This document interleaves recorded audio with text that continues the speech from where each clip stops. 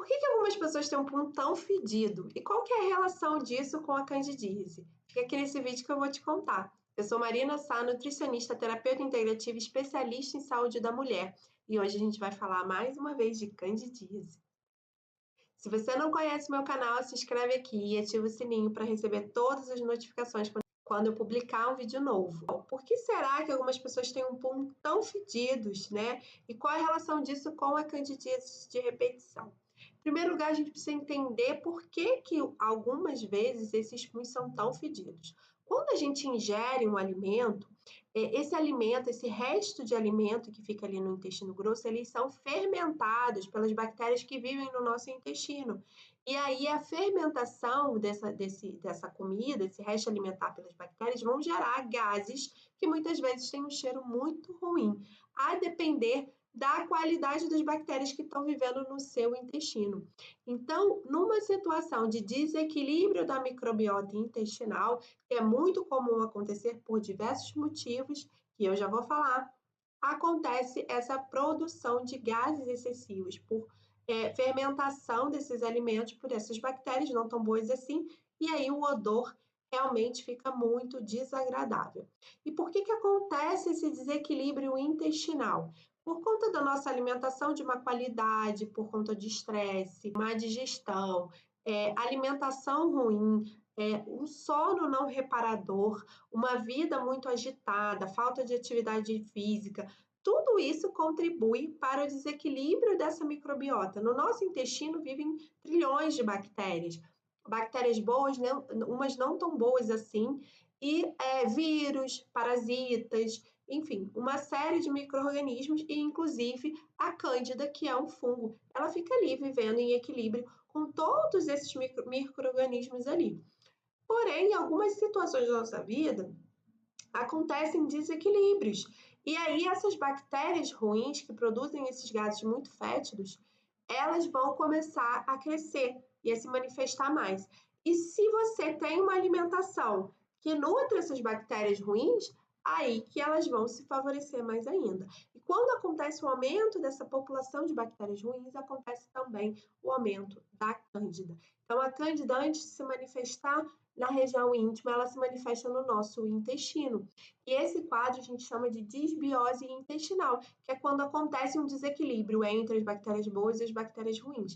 As bactérias ruins, elas são amigas da cândida. Então, quando elas aumentam em quantidade, elas fortalecem ali a cândida, até porque elas dividem a mesma comida, o mesmo substrato. Então, elas se alimentam de açúcares, de farinhas brancas, de proteínas mal digeridas. Já as bactérias boas, que são as bactérias amigas que nos ajudam, elas produzem, elas fermentam fibras alimentares. Então, a gente precisa nutrir mais essas bactérias boas em detrimento das bactérias ruins. E aí, quando acontece esse desequilíbrio, acontece então essa manifestação tanto dos fungos quanto das bactérias ruins e essa produção exagerada de gases com cheiro ruim. Essas substâncias que produzem esse cheiro a gente chama de cadaverina e putrescina, e há algumas bactérias específicas que produzem essas substâncias. Por isso é tão importante a gente se alimentar bem, para a gente escolher qual a bactéria que vai crescer no nosso intestino. A disbiose, ela também leva a um quadro de hiperpermeabilidade intestinal, que é quando as nossas células do intestino começam a ficar mais afastada, aumentando a permeabilidade do nosso intestino. Então, mais coisa entra para o nosso sangue que não são tão desejáveis assim. Isso aumenta a inflamação, leva a gente a uma inflamação crônica, ao maior risco de várias doenças e aumentando ainda mais esse desequilíbrio intestinal, piorando ainda mais o cheiro dos gases intestinais. Então, é um ciclo vicioso e a gente precisa pausar esse ciclo. E é justamente esse ciclo que começa a criar um ambiente favorável para a cândida se crescer. E é isso que antecede a candidíase vaginal. Por isso que remédio não resolve candidíase de repetição. A gente precisa mudar hábitos de vida, estilo de vida e melhorar, tratar esse intestino. Como que a gente faz, então, para melhorar a qualidade dessa microbiota intestinal? Como que a gente faz para reequilibrar esse intestino? Primeiro de tudo, mudando a alimentação. Não tem jeito. Tem que parar de comer alimentos industrializados, ultraprocessados. Tem que diminuir açúcar, farinha branca, leite, derivados, glúten, tudo aquilo que é difícil do nosso corpo se livrar, do nosso corpo digerir.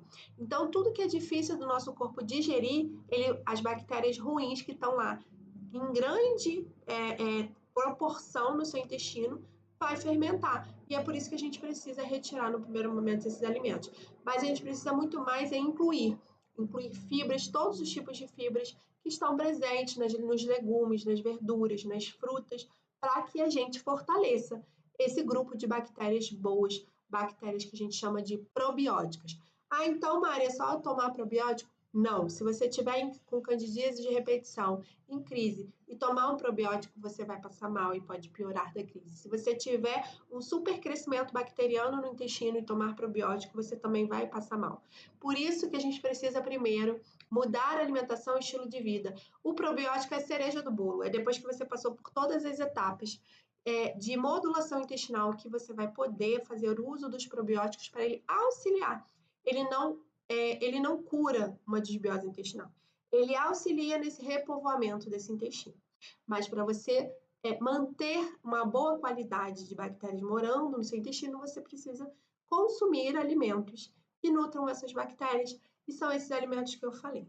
A gente precisa também aumentar o consumo de água, controlar o estresse, gerir o estresse, gerir as emoções, melhorar hábitos de vida como prática de atividade física, contato com a natureza, resolver questões de relacionamento, procurar não viver no automático, estar em um momento presente. É por isso tanto que a gente fala das práticas integrativas, que a gente fala das práticas meditativas, que é uma forma da gente se colocar no momento presente, a gente aumentar aí os nossos neurotransmissores, a gente saber processar tudo aquilo que acontece. Então, se a gente tem algo mal resolvido na nossa vida, um pensamento que está levando a gente para um estado de ansiedade, isso muito provavelmente vai refletir no nosso corpo, na nossa digestão, na nossa produção de gases.